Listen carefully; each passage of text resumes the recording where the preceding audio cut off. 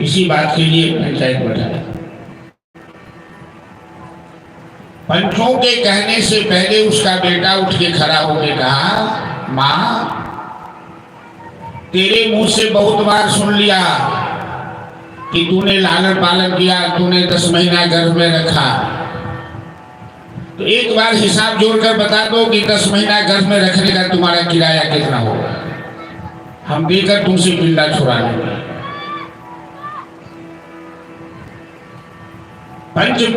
पंच लोग बोलने के लिए बाकी ही रहे। माँ उठकर खड़ी होकर कहती है, हमें नहीं चाहिए पंचायत,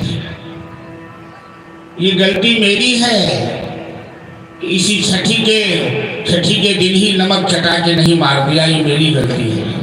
आज ये सुनने को नहीं मिलता कि एक औलाद अपनी माँ से कहता है कि तुमने गर्भ में रखा, उसका भाड़ा कितना होगा। गर्भ का भाड़ा दे सकता है। इंसान में इतनी शक्ति है कि माँ जिस ममता से औलाद का लालन पालन करती है, वो उस ममता की कीमत कोई दे सकता है क्या?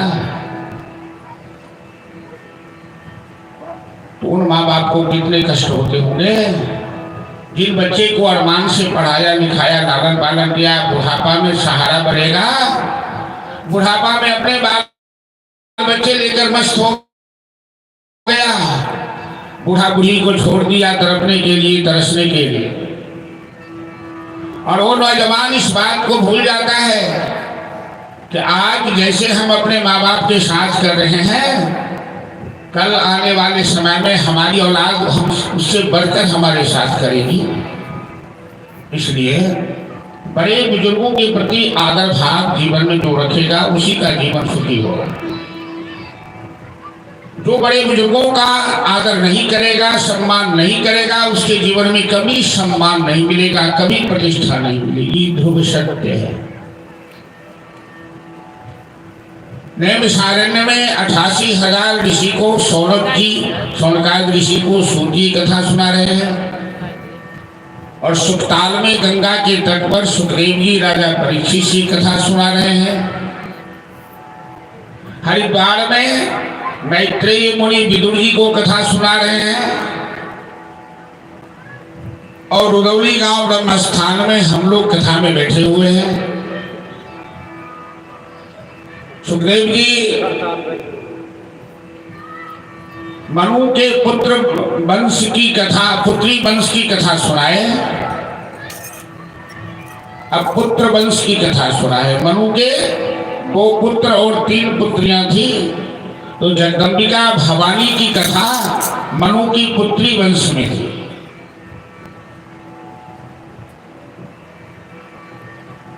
भोलेनाथ माता पार्वती के साथ हिमाचल प्रदेश से विवाह कर कैलाश आए और श्मशान में बैठ गए।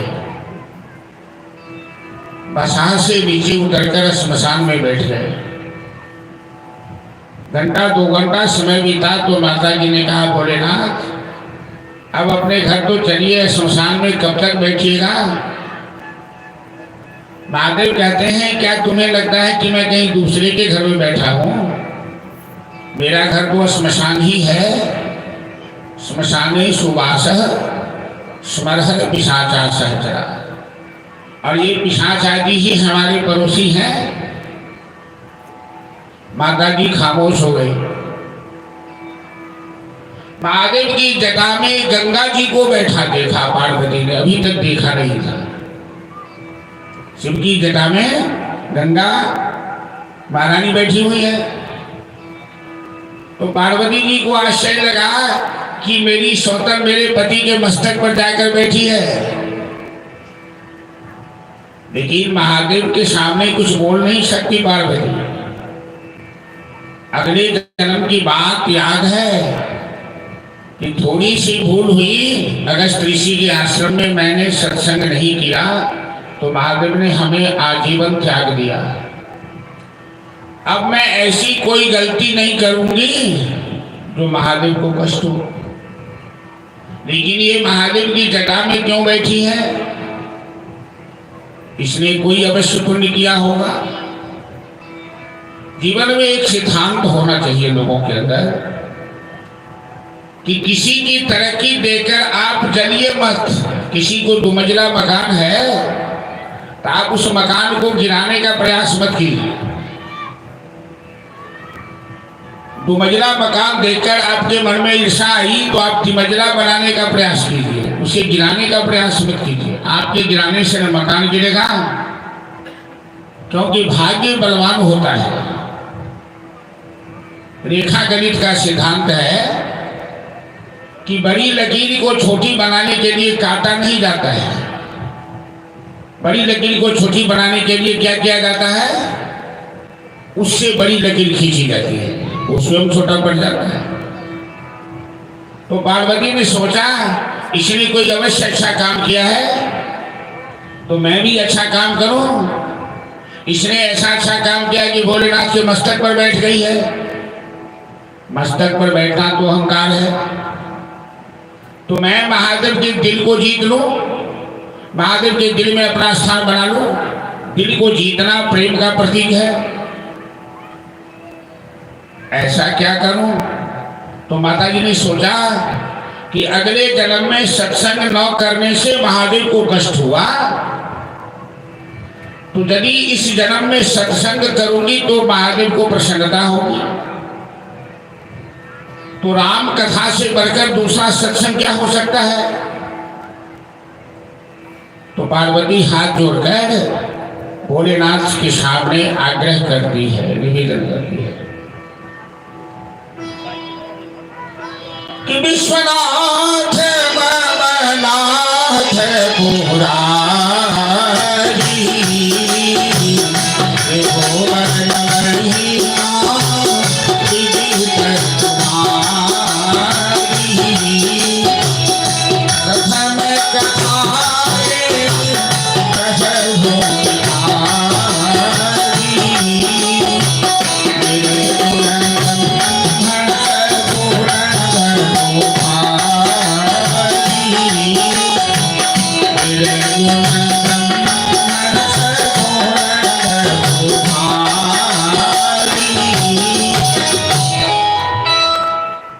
श्मशान भूमि में बैठकर सत्संग किया जा रहा है।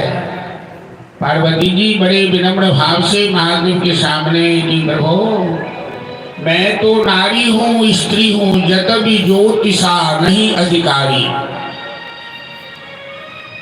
मैं अधिकारी तो नहीं हूँ, फिर भी आपसे निवेदन करती हूँ कि हमें राम कथा सुनाइए।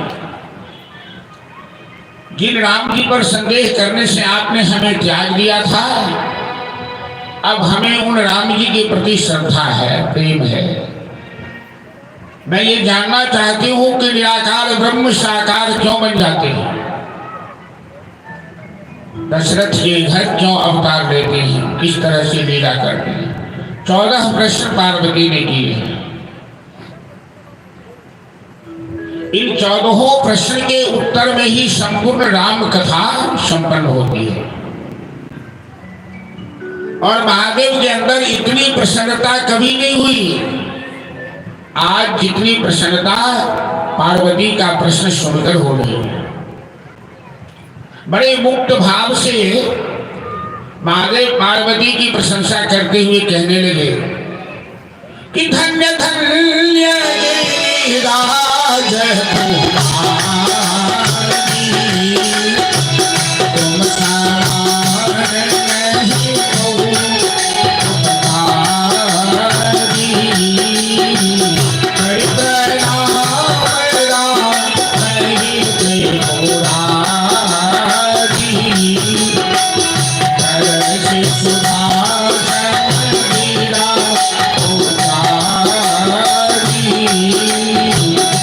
मंगल भवन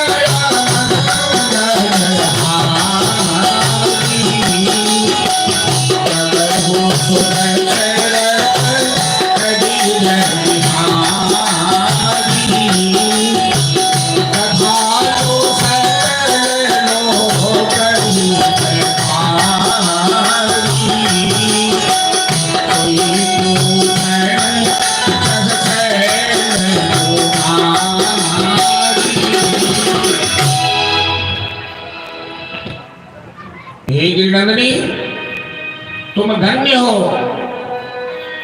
तुमने राम कथा संबंधी प्रश्न करके मेरे दिल को जीत लिया। राम हमारे इष्ट देव हैं और मैं तुम्हें इष्ट देव की कथा सुनाऊंगा। वासुदेव कथा प्रश्न पुरुषा स्त्री निपुणात ही भक्तारम पृक्षकम सौकृष्टपाद सलिलम कथा। भगवान की कथा कहने वाला, भगवान की कथा सुनने वाला और भगवान की कथा में सहयोग करने वाला, तीनों तरह के लोग पवित्र हो जाते हैं। ठीक उसी तरह जिस तरह गंगा स्नान करने वाला, यदि गंगा जी नजदीक में नहीं है तो गंगा जल पान करने वाला, और गंगा जल भी उपलब्ध नहीं है तो गंगा गंगा कहने से भी पवित्रता आ जाती है। और महादेव पार्वती को अपने दिल में स्थान दिया, राम कथा सुनाने लगे। पहले दिन मैंने सत्संग की महिमा अर्थात परसों की कथा में आप लोगों से निवेदन किया था कि मानव के जीवन में सत्संग से ही दिव्यता आती है। सत्संग के माध्यम से ही जीवन में सर्वांगीण विकास होता है। और सत्संग के आदर करने से पार्वती ने महादेव के दिल में जगह बना लिया, और सत्संग के अनादर करने से वही पार्वती अगले जन्म में महादेव के कोप भाजन बने और शरीर जलाना पड़ा, शरीर जलाने की नौबत आ गई।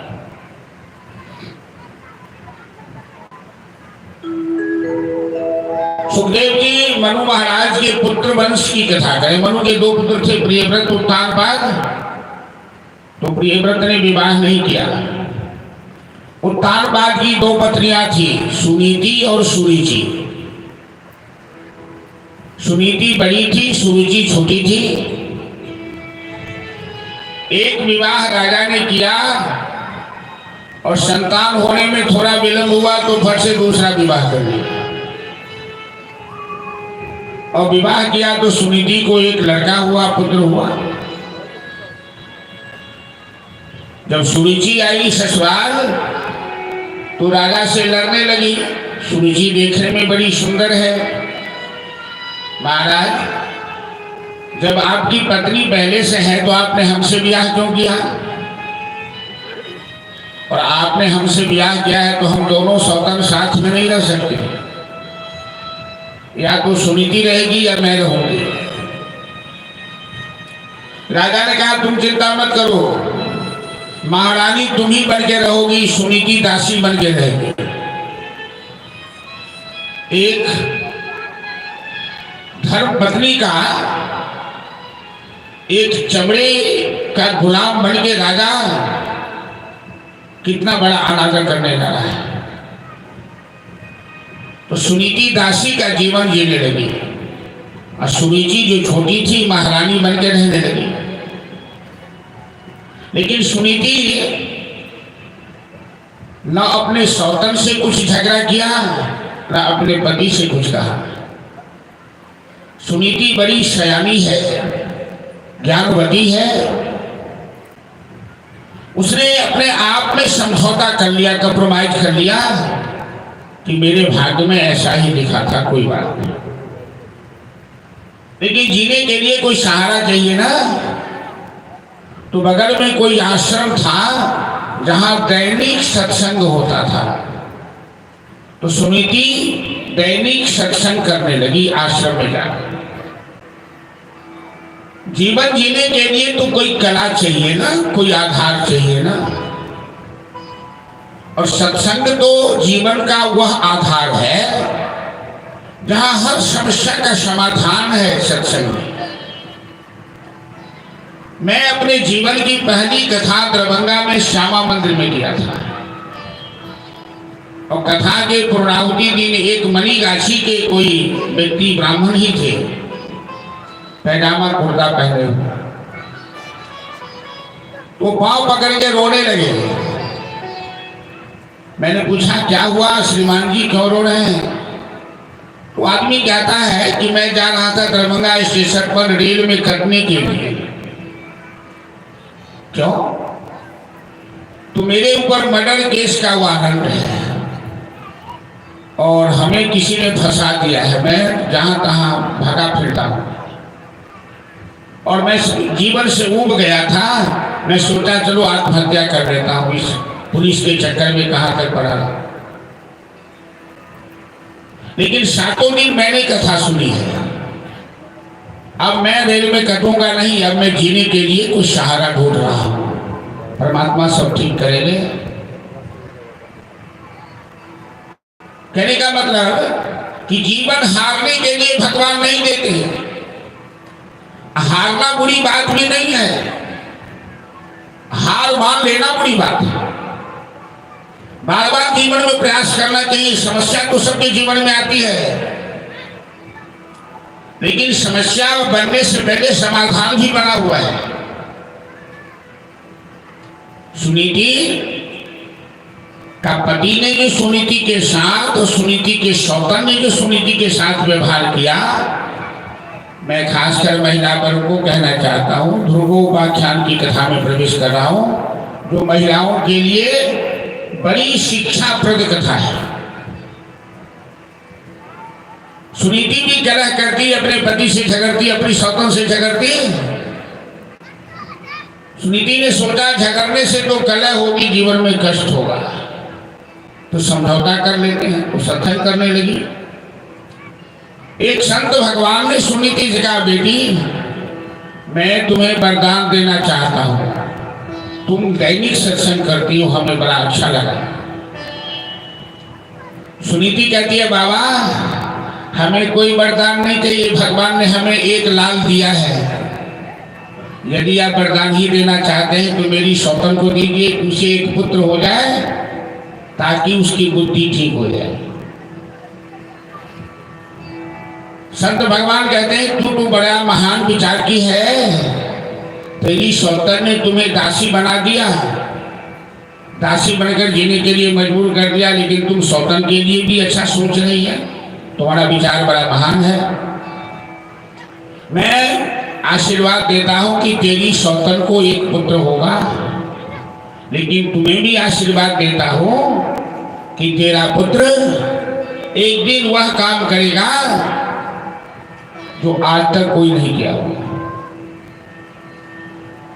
एकदा अंक आरोप्य पुत्रम लालयत् आरुरोक्षो पितुरंके ध्रुवतंत्र समागतः।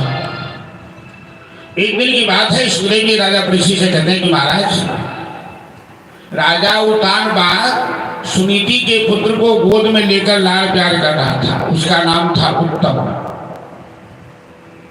तो सुरुचि पुत्र को गोद में लिए हुए था, तो सुनीति का पुत्र ध्रुव भी वहां आ गया। वो भी पिता की गोद में जाकर बैठ गया। बच्चों का स्वभाव होता है, एक बच्चा को गोद में देखे तो दूसरा बच्चा भी गोद में चला आता है। सुरुचि बगल में खड़ी थी। सुरुचि मतलब ईर्षा, सुरुचि मतलब इच्छा शक्ति। सुरुचि जलने लगी और आकर ध्रुव का कान पकड़ के पिता की गोद से नीचे कर दिया। चल हट, तू पिता की गोद में नहीं बैठ सकता है। बालक ने पूछा क्यों? इस पिता की गोद में वही पुत्र बैठ सकता है जो मेरी कोख से जन्म लेगा। तू तो मेरी सौतन की कोख से जन्म लिया है, तू नहीं बैठ सकता है। बालक को लगा कि पिताजी कुछ करेंगे, लेकिन राजा उतानपाद सुरुचि के भय से कुछ नहीं बोला। सुरुचि तो बड़ी कलह प्रिय है, यदि कुछ कहूं तो लड़ने लगेगी, तो डर के मारे चुप हो गया। देखिए, पुरुष को स्त्री का सम्मान करना चाहिए। स्त्री नारी है, नारी शक्ति है, तो पुरुष स्त्री का सम्मान करे ये उचित है। नहीं करता है तो गलत है, लेकिन स्त्री की गुलामी यदि करता है तो ये भी गलत है। राजा उतानपाद सुरुचि की गुलामी करने लगा, डर के मारे कुछ नहीं बोला। एक बच्चा को गोद से कान पकड़ के हटा दिया और उतारबाज कुछ नहीं बोला। रोता हुआ बालक गया अपनी माँ के पास, सुनीति के पास। दासी ने पहले ही सुनीति को बता दिया था। तो सुनीति कहती है, बेटा क्यों रो रहे हो? छोटी माँ ने मेरे साथ ऐसा व्यवहार किया। सुनीति कहती है, बेटा तो छोटी माँ ने कोई खराब तो नहीं कहा है। धर्मार्थ काम मोक्षाख्यम यदि चेय शुभात्मनः एकमेव हरिस्तत्र कारणं पादवन्दनम्। अब जरा महिला वर्ग सोचिए, ऐसी परिस्थिति में महिला को क्या करना चाहिए? सौतन ने उसकी पुत्र को कान पकड़कर पिता की गोद से बाहर कर दिया। तो साधारण महिला होती तो क्या करती? कमर कस के चल देती राजा के सामने, रानी के सामने। तू अपने आप को क्या समझती है? राजा तुझे ब्याह कर लाया है क्या? हमें ब्याह करने लाया है? मैं राजा की पत्नी नहीं हूं क्या? तूने मेरे बेटा के साथ ऐसा क्यों किया? अब 5 साल 6 साल का बालक है, देखता कि माँ तो झगड़ रही है। बच्चा को लगता माँ झगड़ रही है तो हमें भी झगड़ना चाहिए।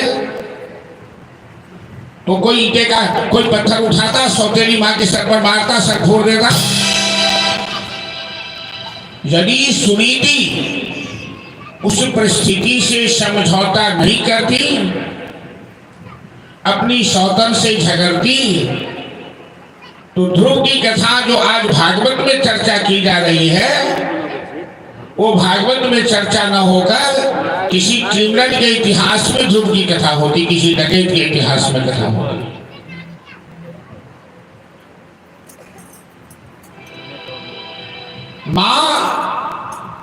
मां शब्द बड़ा महत्वपूर्ण है। इस धरती पर जितने भी संबंध हैं उसमें मां का स्थान सबसे ऊंचा है। पिता की अपेक्षा मां का 10 गुना स्थान ऊंचा है। मनुस्मृति शास्त्र में ऐसा लिखा है। लेकिन मां बनना बड़ा कठिन है। आज तो खेद के साथ, दुख के साथ कहना पड़ रहा है कि आजकल हमारे समाज की युवतियां, नारी शक्ति, जो माँ है, जो राधा सीता अनुसुईया है, जो इस धरती की आधार है, उसके विचार भी कलुषित होते जा रहे हैं। आज की युवतियां बच्चों का लालन पालन नहीं करना चाहती, माँ का कर्तव्य नहीं कर पाती। बराबर आप लोगों को भी सुनने को मिला होगा, डॉक्टर के पास बच्चे को लेकर जाती है महिला कि बच्चा दूध नहीं पीता है और डॉक्टर माँ को डांटता है कि एक बच्चे के लिए माँ का दूध बच्चे की सेहत के लिए सबसे महत्वपूर्ण होता है।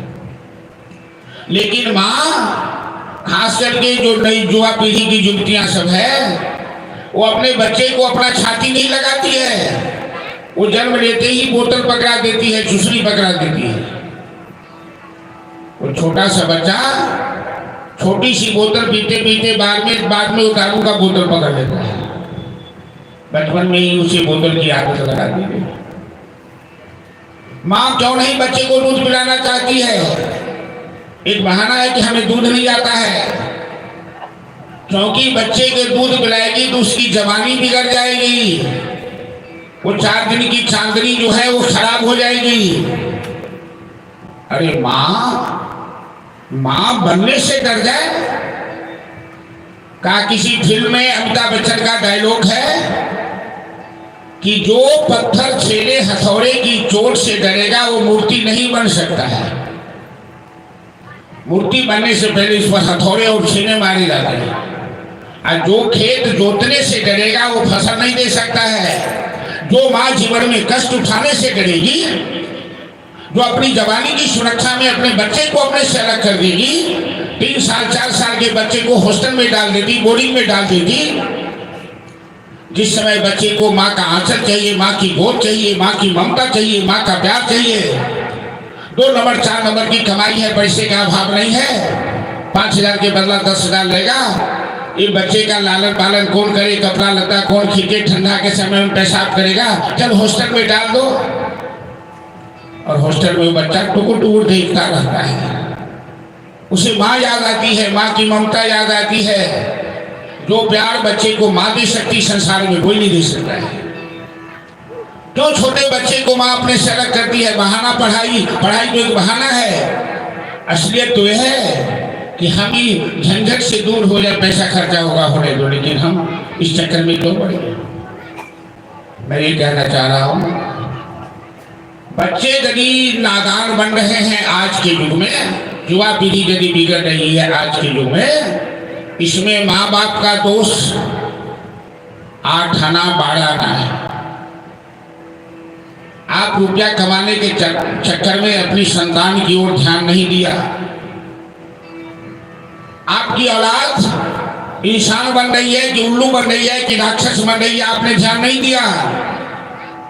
जब पढ़ लिख के आया वो कह देता है कि हम माँ बाप को नहीं जानते हैं, क्योंकि उसे जो संस्कार देना चाहिए, मातृदेवो भव, अतिथि देवो भव, पितृदेवो भव। जब बच्चा कच्चा खड़ा होता है ना, 2 डिजाइन देना है, वो डिजाइन दे दीजिए। अब आदमी पकड़ने के बाद उसमें कोई डिजाइन नहीं आएगा। तो बच्चों में जो संस्कार की जरूरत थी, देसी मुर्गी विलायती बोर्ड हम लोग के समाज में आ गई ना। हमारे बच्चे को पहले भट्ठा पकड़ाया जाता, हम लोग भी बच्चे में भट्ठा पकड़े हैं। तो क्या सिखाया जाता था? रामागति, दिहा सुमति, ओम नमः सिद्धम। ओम नमः सिद्धम ये शुद्ध संस्कृत शब्द है, उसका अपभ्रंश हो गया कि ओ नामा सिद्धम। अब बच्चा सब कहता है कि गुरु जी जीतम, ये खिचड़ी हो गया।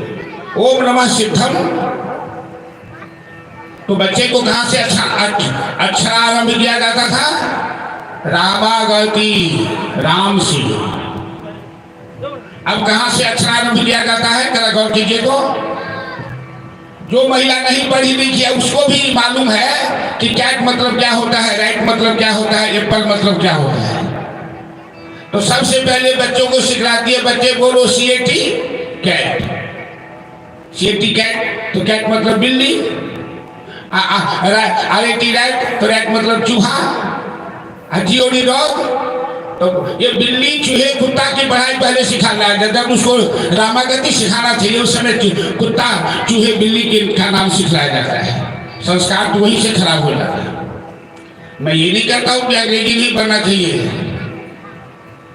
भाषा कोई खराब नहीं है, लेकिन हमारी मातृभाषा जो है, हमारी संस्कृति जो है, वो हमारी नींव है, वो हमारी बुनियाद है ना, जिस पर हमारी जिंदगी की इमारत खड़ी है। जिस इमारत की बुनियाद कमजोर हो वो कब गिर पड़ेगी कौन जानता है। बहुत अंग्रेजी बोलने से इंसान अच्छा नहीं हो जाता है, इंसान संस्कार से अच्छा होता है। इसीलिए शिक्षा के समय अपने बच्चों पर ख्याल रखिए कि कहाँ उसको बच्चे से कैसा संस्कार देना है। उसे पूजा पाठ का संस्कार देना है, गीता रामायण पाठ करने का, अंग्रेजी आदि जो पढ़ाना है पढ़ाइए, लेकिन अपनी संस्कृति का संस्कार तो दीजिए, तो इंसान बनेगा, आपको बुढ़ापे में पहचानेगा।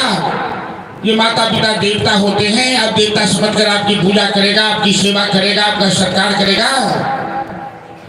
कि आपने जो तिनके जमा करके माला ताली बनाया, बुढ़ापे में आकर आपको धक्का देकर घर से बाहर कर निकल बुढ़ा घर से, तो फिर आपको आपके ऊपर क्या गुजरेगा।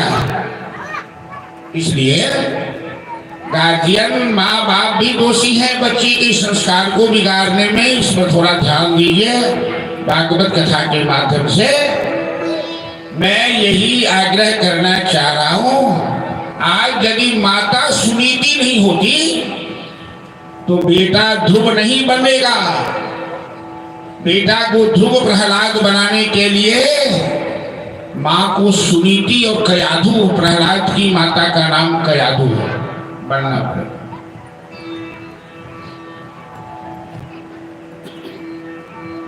सुल्ताना डाकू का नाम तो सब सुने होंगे।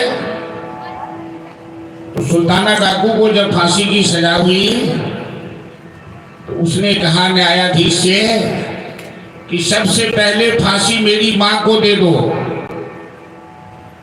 क्यों?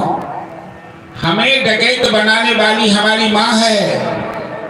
बचपन से ही मां ने हमें कद्दू कदीमा चोरी करने की आदत सिखलाई। कद्दू कदीमा चोरी करने वाला वो भारतवर्ष का खूंखार डाकू सुल्ताना डाकू हो गया। माता पिता को ध्यान रखना चाहिए कि हमारा बच्चा कहाँ गलती कर रहा है। यदि रुपया लाया तो कहाँ से लाया, कोई सामान लाया तो कहाँ से लाया। बच्चे चोरी करके लाया, माँ उसे छिपा दिया, अच्छा किया बेटा और करना। तो माँ अपनी औलाद को चोर बना रही है, आगे जाके वो बहुत बड़ा डकैत बन जाएगा, फांसी पर चला जाएगा। माँ ही बच्चे के भविष्य निर्माण की प्रथम गुरु होती है। पिता दूसरे गुरु होते हैं, शिक्षक तीसरे गुरु होते हैं। सुनीति कहती है बेटा, जीवन में यदि कोई अभिलाषा पूर्ण करनी हो तो परमात्मा का आश्रय लेना चाहिए। तो ध्रुव ने कहा माँ तो मैं तपस्या करने जाऊंगा, लेकिन पिता की गोद जरूर प्राप्त करूंगा। माँ ने आशीर्वाद दिया। ध्रुव जंगल का रास्ता पकड़ लिया, घनघोर जंगल में आ गया। जब कोई भक्त भगवान को प्राप्त करने के लिए यात्रा करता तो नारद जी सच्चे गुरु बनकर मार्गदर्शन करने आ जाते। नारद जी आए, नारायण नारायण। बालक, इस घनघोर जंगल में क्या घर का रास्ता भूल गए, कहाँ भटक रहे हो? बालक ने कहा बाबा मैं भटक नहीं रहा हूं, मैं खोज रहा हूं, सत्य की खोज में निकला हूं, परमात्मा का दर्शन करना चाहता हूं। नारद जी कहते हैं बेटा, परमात्मा का दर्शन करना कोई बाजार का खिलौना थोड़ी ही है। बड़े बड़े ज्ञानी ध्यानी नागा दरबानी जुग जुगांतर कल्प कल्पांतर तक जन्म जन्मांतर तक धारणा ध्यान समाधि लगाते लगाते थक जाते, दर्शन नहीं हो पाता। तू तो दूध मुहा बच्चा है, तेरे दूध के दांत भी नहीं टूटे हैं, तू कैसे इस काम को कर पाएगा? चल लौटकर हम तुम्हें घर पर पहुंचा देते हैं, तेरे माता पिता से मिला देते हैं। ध्रुव ने कहा बाबा मैं मनु संतान हूं, क्षत्रिय हूं, और मैं प्रतिज्ञा करके निकला हूं कि कार्यम व साध्यामि देहम व पादयामि। या तो मैं अपने लक्ष्य को पूरा करूंगा या मैं अपने जीवन का अंत कर दूंगा, लौट के नहीं आऊंगा। नारद जी ने देखा कि पात्र अच्छा है, यदि इसमें बीज बोया जाए तो अच्छे पौधे आ सकते हैं। तो नारद जी ने ध्रुव को उपदेश किया, कहा बेटा भगवान के 4 हाथ हैं, सशंक चक्रम स्क्रीट कुंडलम सपीत वस्त्रम सरसीरुहेक्षम। शंख चक्र गदा और पद्म कमल के फूल भगवान के चारों हाथ में सुशोभित हैं। नीले आसमान के समान उनके स्वरूप हैं और उन्हें प्राप्त करने का साधन है द्वादशाक्षर मंत्र ओम नमो भगवते वासुदेवाय। इस मंत्र का जाप करना, परमात्मा के स्वरूप का ध्यान करना, जीवन में संयम और सदाचार का पालन करना, और यहाँ से थोड़ी ही दूर पर वृंदावन के निकट मधुबन है। तत्तात गच्छ भद्रवन्ति यमुनायाः तटं शुचि पुण्यं मधुबनं यत्र सानिध्यं नित्यदा हरे। जिस मधुबन में नित्य श्याम सुंदर रास रासेश्वर भगवान कृष्ण चंद्र की रास लीला होती है, रास रासेश्वरी श्री राधा रानी जी के साथ, उसी पवित्र स्थान में जाकर तपस्या करो। मेरा आशीर्वाद तुम्हारे साथ है, परमात्मा कृपा करेंगे। इस तरह से नारद जी जैसे संत, नारद जी जैसे सद्गुरुदेव ध्रुव के जीवन में मार्गदर्शन किया। परमात्मा का मिलना कठिन नहीं है, सच्चे गुरु का मिलना कठिन है। यदि जीवन में सच्चे गुरु का मार्गदर्शन मिल जाए तो परमात्मा का दर्शन तो एक न एक दिन होना है, सुनिश्चित है। नारद जी अंतर ध्यान हो गए। नारद जी को प्रणाम कर ध्रुव वहां से मधुवन की ओर यात्रा किए। नन्हा सा बालक बहुत बड़ा संकल्प लेके आज तपस्या करने जा रहा है, धर्म की ध्वजा फहराने जा रहा है। चलिए भजन के माध्यम से श्रवण कीजिए।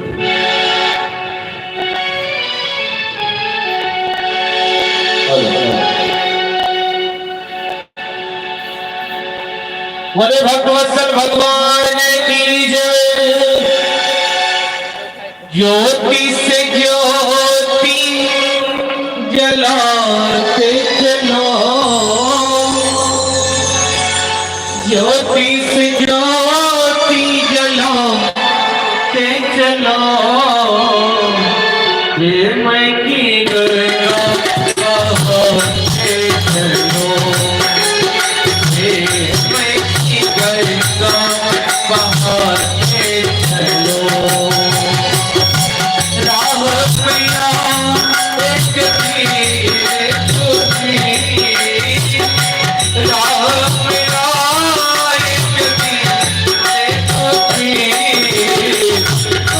I'm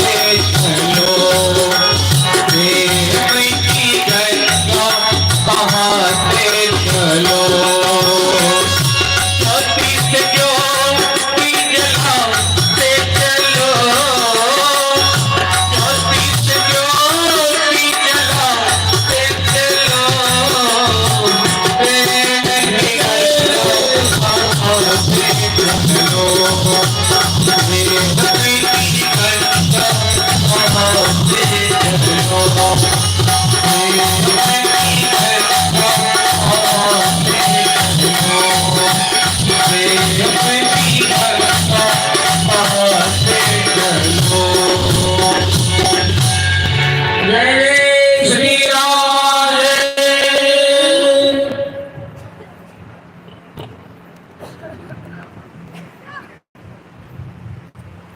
छह महीना के अंदर में ध्रुव ने जीवन का लक्ष्य पूरा किया है,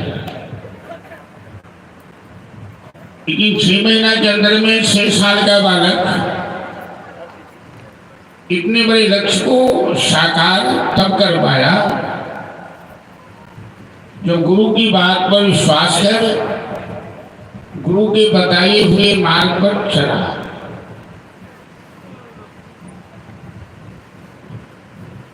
गोस्वामी जी ने एक चौपाई लिखी है जो आजकल के नौजवान को बड़ा खराब लगता है। गोस्वामी जी इतने बड़े संत थे, विद्वान थे कि अनुचित उचित विचार तजी ये मान ही पितु बैन से भाजन सुख सुदस के करही अमरपुर रहे। अनुचित उचित का विचार किए जो माता पिता की बात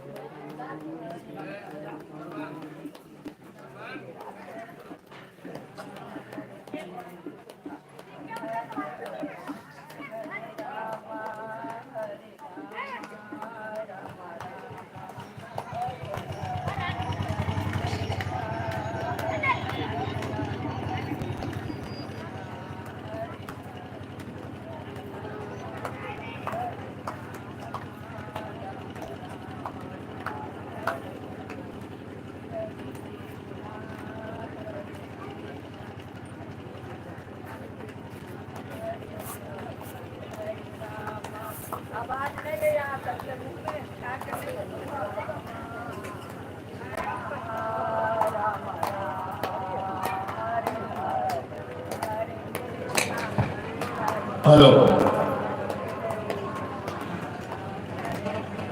अनुचित उचित का विचार किए बिना माता पिता की बात जो संतान मानती है उसके जीवन में सुख मिलता है। तो नौजवान कहता है कि अनुचित उचित विचार कर त्याग करके कैसे मानेंगे माता पिता की बात। बड़ी गंभीरता है इसमें। बुजुर्ग लोग अनुभव की बात कहते हैं और क्यों कहते हैं, किस परिवेश में कहते हैं, वो संतान के लिए हमेशा अच्छा ही कहते हैं। ये विश्वास करने की बात है। नारद जी गुरु हैं और नारद जी की बात पर ध्रुव ने विश्वास किया। तो जैसे बताए थे कि जीवन में संयम रखना, तो संयम में भोजन पर संयम सबसे पहले चाहिए। जैसा अन्न खाइएगा वैसा मन बनेगा। इसलिए हमारे यहाँ ऋषि मुनियों ने उपवास की परंपरा चलाई है, व्रत की परंपरा चलाई है। तो धीरे धीरे ध्रुव 1 दिन के बाद अन्न खाना, फिर 3 दिन के बाद, फिर 6 दिन के बाद, फिर 9 दिन के बाद में महीना में 1 दिन अन्न खाते थे। बाद में अन्न खाना छोड़ दिया, कंदमूल पर खा के रहने लगे, बाद में वो भी छोड़ दिया। पानी पीकर रहने लगे, बाद में पानी पीना भी छोड़ दिया। और जैसे जैसे अन्न छोड़ा, फल छोड़ा, उनके शरीर में दिव्यता आती गई, समाधि लग गई। और 6 महीना में ध्रुव की समाधि साकार हुई, परमात्मा प्रकट हो गए।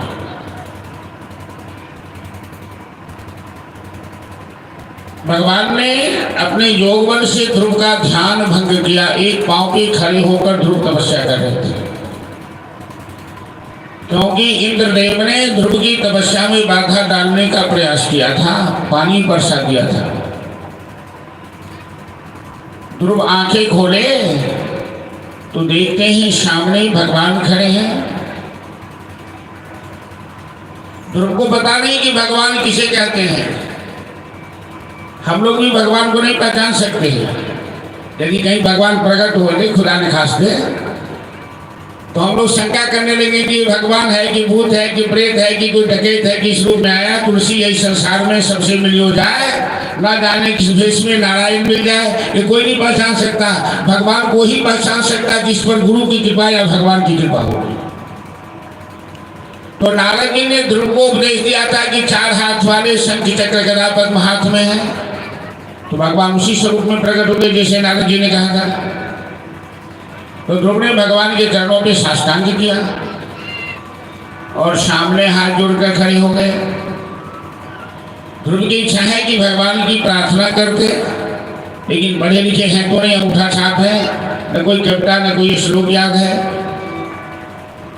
लेकिन भगवान के दरबार में जो इच्छा करोगे वह पूरी होती है भगवान की कृपा से, क्योंकि वो सर्वशक्तिमान है। बहुत से गार्जियन कहते हैं बच्चे गए तो अभी पढ़ो लिखो, कथा उठा क्या सुनेगा, कथा क्या सुनेगा। मतलब गार्जियन के नजर में कथा कोई खास चीज नहीं है। अरे भगवान की कृपा हो तो सरस्वती तो भगवान की दासी है, गूंगा भी वाचाल हो जाता है। दर्शन दो घनश्याम नाम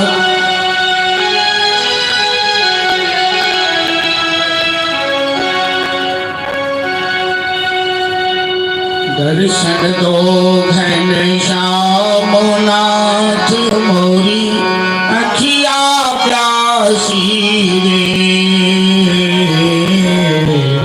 दर्शन दो घनश्याम नाथ मोरी अखिया प्यासी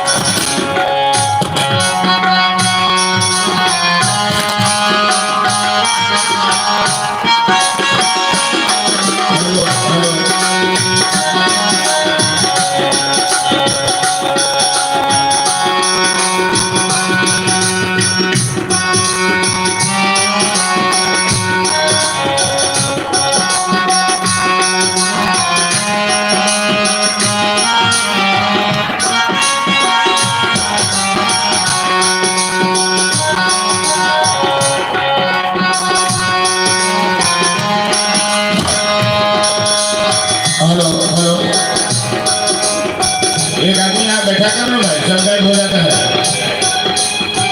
मंदिर मंदिर मूरत तेरी, फिर भी देखी सूरत तेरी। मंदिर मंदिर मूरत तेरी, फिर भी देखी सूरत तेरी।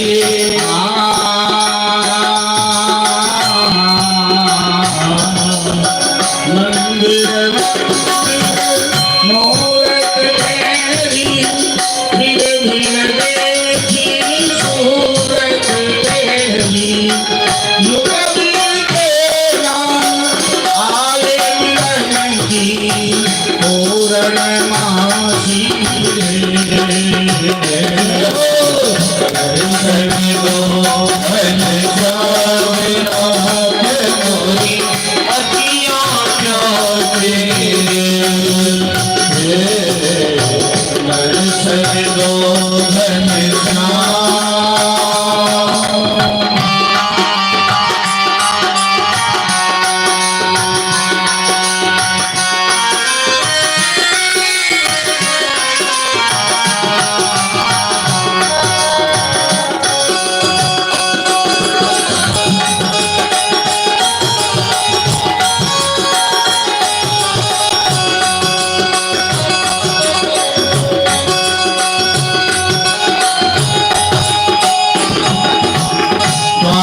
दया का जल तू खोले, पंचन शरण दूंगा बोले।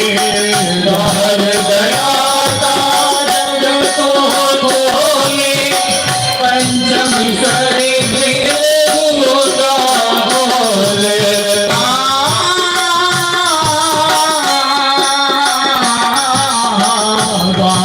दया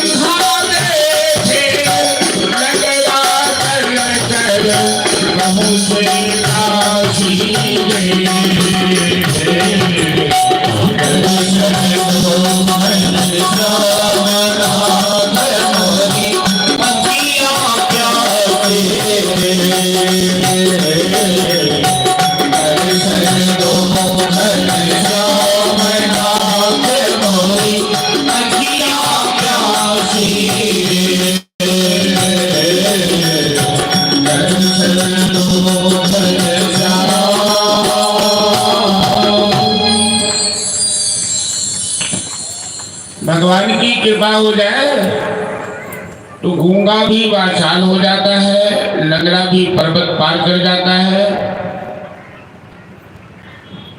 रंक भी राजा बन जाता है। ध्रुव की भावना थी कि भगवान की प्रार्थना करते तो भगवान ने अपना शंख ध्रुव के कपोल में गाल में स्पर्श करा दिया, और जैसे शंख ध्रुव के गाल में स्पर्श कराया तो सरस्वती ध्रुव की जीवा पर बैठ गई।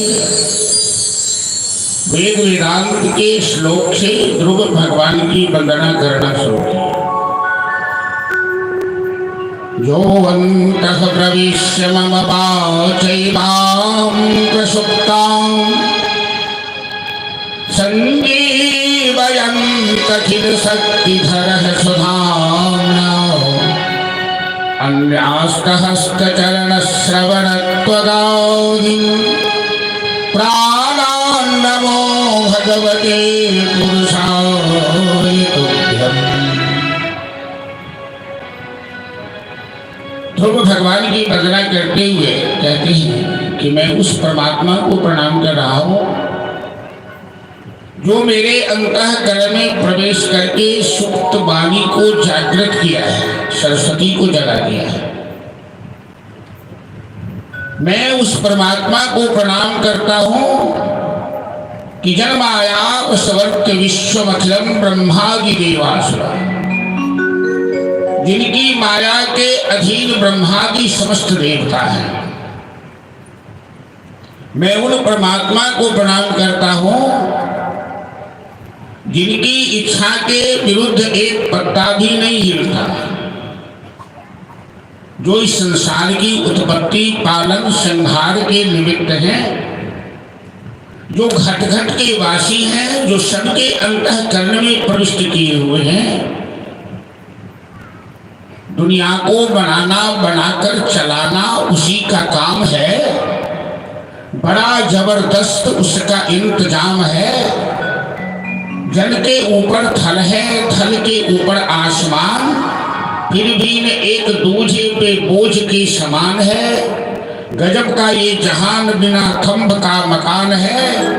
यहाँ का एक एक कण उसी का ही गुलाम है। तो ध्रुव ने जो भगवान की वंदना की, तुम ही हो माता पिता, तुम ही हो परमात्मा, सबकी माता पिता बंधु सखा, विद्या वैभव सब परमात्मा ही है।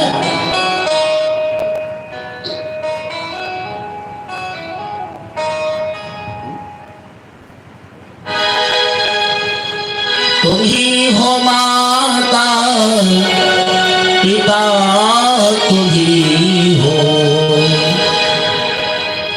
तुम ही हो बंधु सखा, तुम ही हो, तुम ही हो माता पिता, तुम ही हो, तुम ही हो बंधु सखा, तुम ही हो, तुम ही हो माता पिता, तुम ही हो, तुम ही हो बंधु सखा, तुम ही हो, तुम ही हो माता पिता, तुम ही हो, तुम ही हो बंधु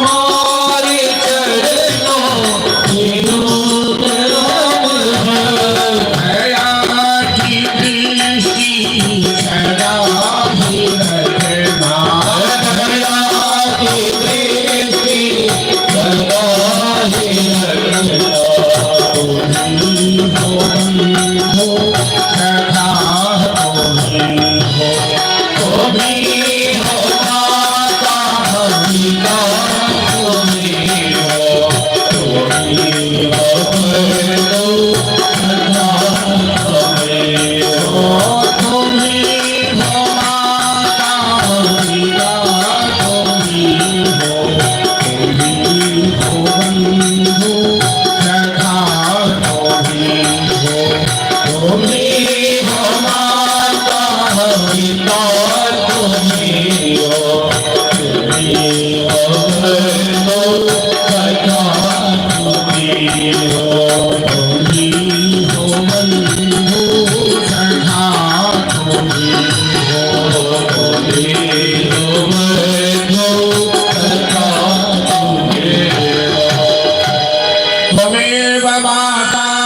सब कुछ बोल रहे हैं। कहीं नए नए चप्पल जूते पहन के गए तो एक बार भगवान को प्रणाम, एक बार जूता चप्पल को प्रणाम करता है। कहीं कोई पीछे से मन में जूता चप्पल में छुड़ा लिया, ये भाव बड़ा खराब हो जाता है।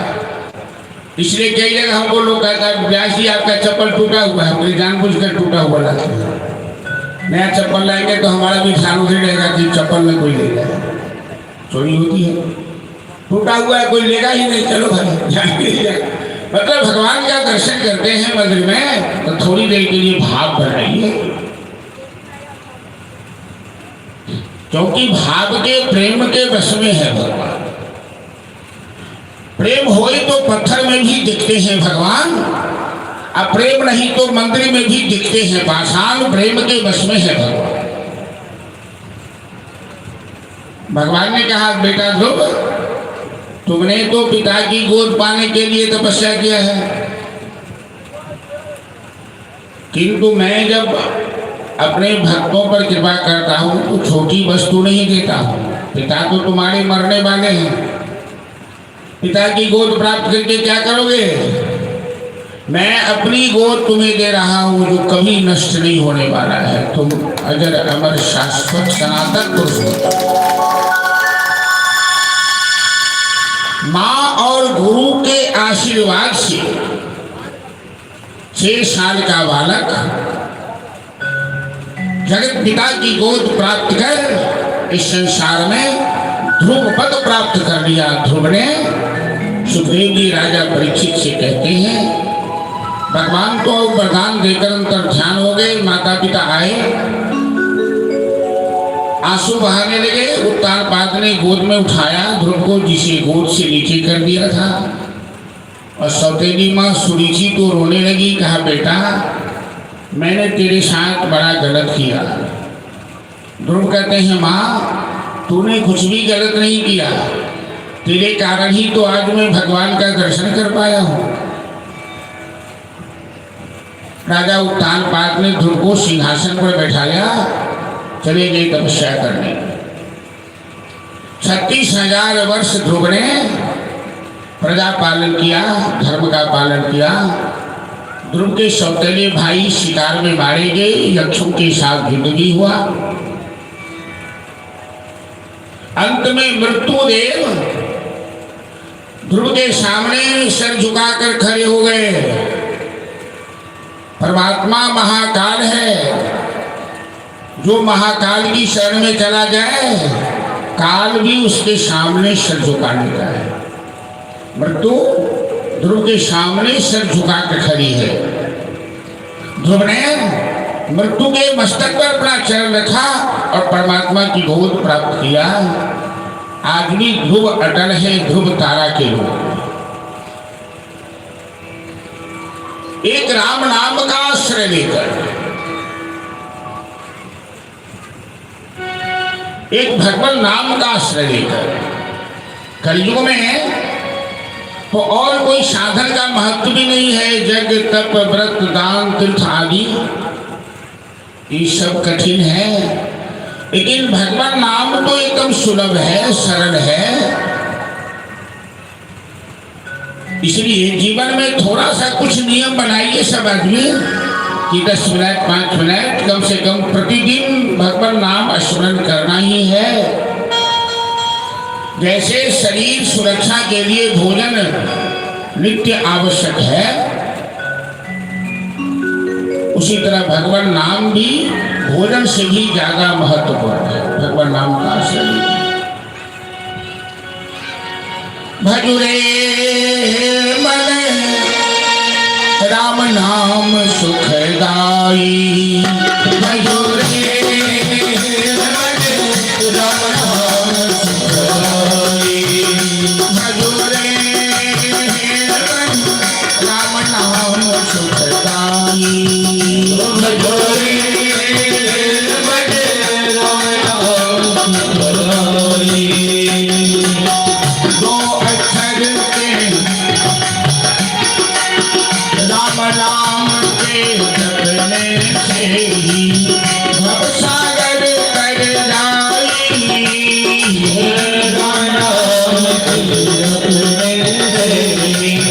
भवसागर तर जाए भगोरे राम नाम सुखदाई भजोरे राम नाम सुखदाई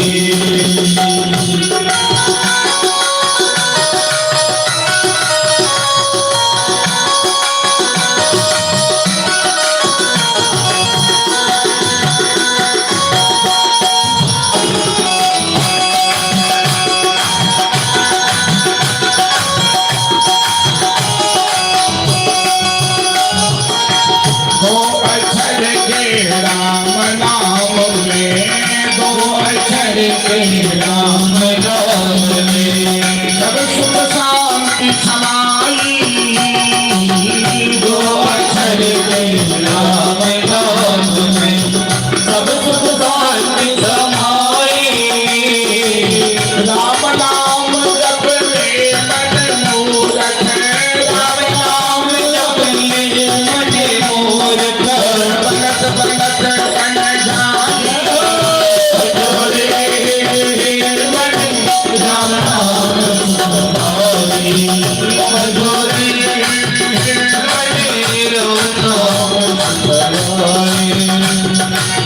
राम नाम के कारण बन गई पागल मीराबाई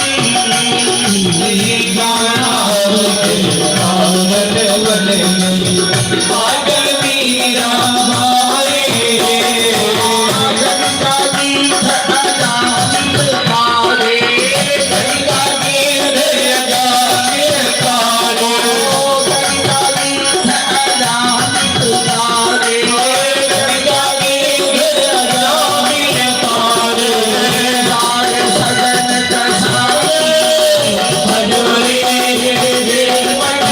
राम नाम सुखदाई भजोरे राम नाम सुखदाई हरे राम राम राम हरे राम राम राम हरे राम राम राम हरे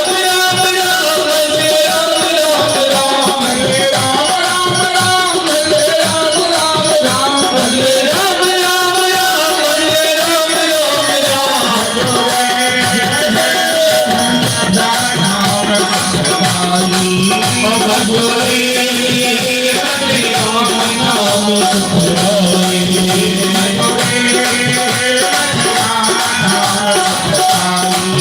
भजोरे राम नाम सुखदाई जय जय श्री राम जय। बुआ इसमें थोड़ी सी आवाज बढ़ा दो, आवाज चल रही है।